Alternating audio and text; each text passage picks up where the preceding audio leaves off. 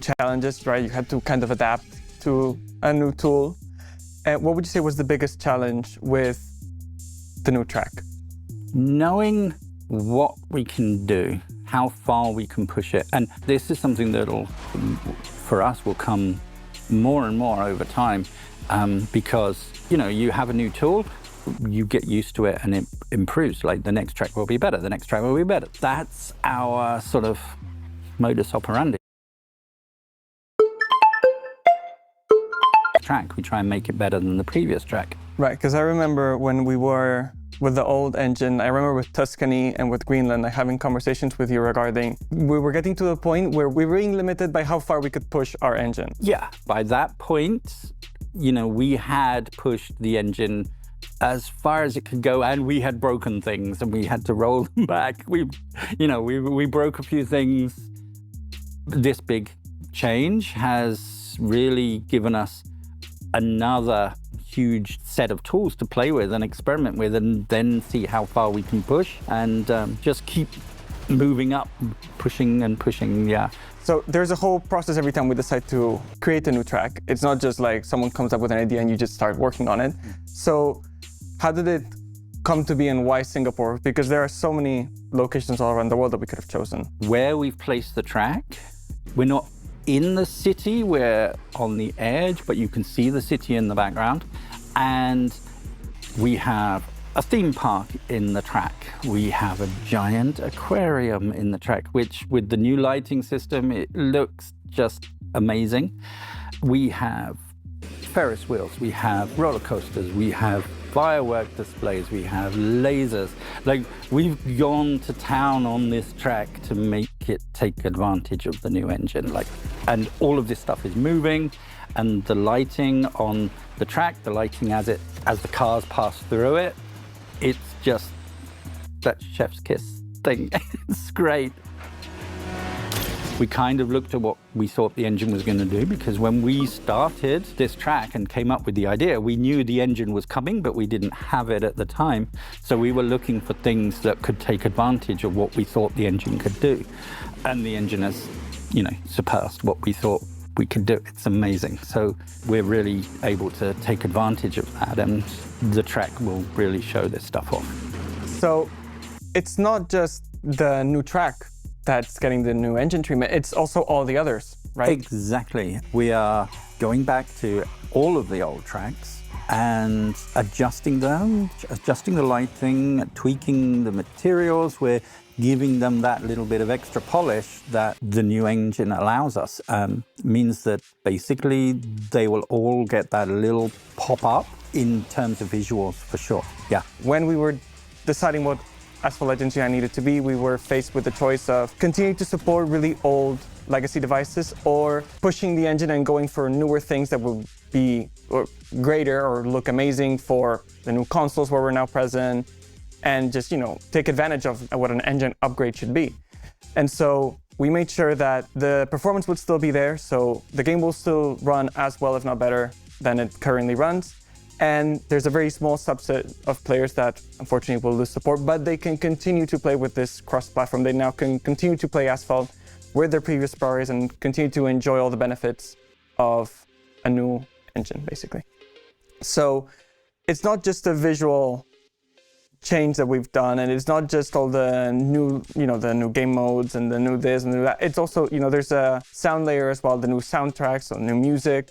So there's also been an entire rework on that front, which I think players will also really, really enjoy. So we have a new game engine, we have all these awesome new visuals, and now we have more game modes as well. Right. One of the things we wanted to do with Asphalt Legends Unite is bring in new stuff, new game modes, something new for players to see and play, basically. And we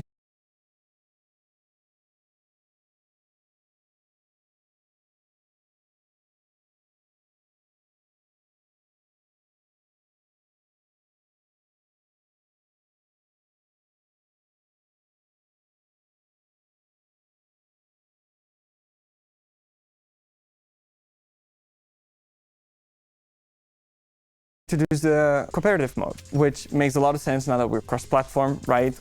It allows us to bring players together to play with friends as teams, regardless of where they're at. The cooperative mode is going to be basically the chase mode between security cars and syndicate cars. So this is like the live stream that we did? Yes, it was very much like the live stream that Admega did back in the day, in which we basically set up a private lobby in the same way we would do for our esports competitions, so that him and his subscribers could basically play and become these two different teams, the security cars and the syndicate cars. And seeing the community reaction to that kind of confirmed that this was a good idea and that this was something that we needed to do for Asphalt Legends Unite, especially now that we're going cross-platform. It just made sense to allow people to play in teams with their friends and racing for a common objective. So one of the things that we also wanted to do with Unite now that we're going cross-platform is we need to offer opportunities for players to play together, right? Not just the co-op mode, but also outside of the co-op mode, with friends, with other racers in general. And so one of the things that we've done is we've opened up our private lobbies, which before we just had for esports, but now they're open to everybody. So basically players can come together to race on their own terms. So they choose the track, they choose the cars, they choose the mode. So basically they get to kind of tailor their own experience to whatever they want to do with their friends. So Liz, we've already had a full-on view of what's coming, like the new features. We've gone through the new UI, the new garage, the new engine, the new track, the new game mode. But our players are really interested in what's coming for the first season of Asphalt Legends Unite. Can you give us a little tease? Well, I suppose what everybody is waiting for is actually knowing what cars we have. And we have quite an epic lineup.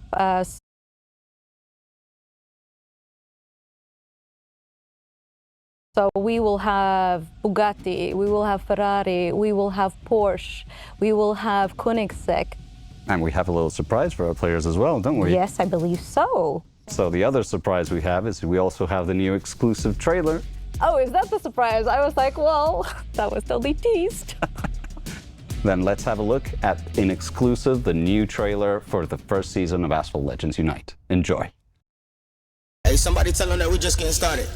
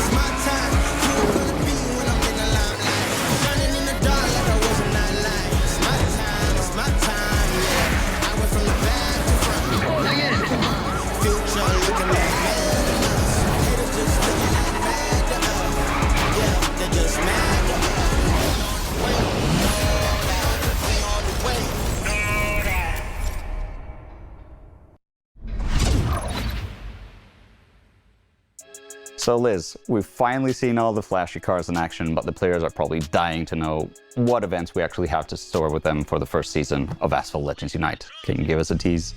Well, I mean, the first big one, I'm sure you know what it is. Drive Syndicate. Oh yeah, so Drive Syndicate is coming, and this, update, we will have the Koenigsegg Just Go Absolute. Absolutely. And I definitely think the players have been waiting for it. Oh, so they've been waiting for it since they've seen it, like in the other Asphalt games. It's been, the writing has been on the wall that it was coming, and it's finally dropping. So we're really quite excited about it. And then we'll also be featuring the Porsche Mission R in the DS. So I think that's going to be quite a legit entry car and something for players to look forward to. And then what else? Well, the season will also have quite a few entry events for our new players joining from PS, PlayStation. And don't worry, it's not just for entry players. It will be for everybody. So entry players will be able to unlock and store up their cars, but our late game players will be able to gold. So hopefully. So every weekend we'll have some of these entry events, and it will run for the entire update, which is quite cool. And it really makes Asphalt Legends Unite like the best starting point for everyone, even if you're like a veteran for the game or if you're just popping in your feet to try and see if you can race with some friends, but I think so. it's fully accessible. I definitely think so. That's basically what we want to create with this update, which is it's an update for everybody, not just for our veterans, but for anybody who's starting from Garage Level 1 all the way to infinity. That's quite exciting. And then what else? Well, as you know, every season we will have our special events. And here we'll have a bit of a mix. So we're going to be having our new car, which will be the Bugatti Pour Sport, featured in the SE. And then also we will have a bit of an early mid special event that is focused on our players to just have fun, play. So we'll be featuring some supports and then the flagship car for Unite, which will if we can give players more long-term progression goals in multiplayer. So let's say boosting the competitiveness and the reasons to flex in multiplayer. So yeah. Gonna be cool. We'll hopefully be able to talk about more in depth soon later in the year, but it's a very exciting update. Yeah, for sure. We are super excited and we really hope that the players like it. And if you don't, you can complain to Juan. No, I'm joking. Please cut that. We're keeping that laugh in. Well, that's a wrap, folks. We've shown you everything that you can expect for Asphalt Legends Unite, including the new track, the new engine, the new game mode, and all the events coming on the first couple of seasons. So we thank you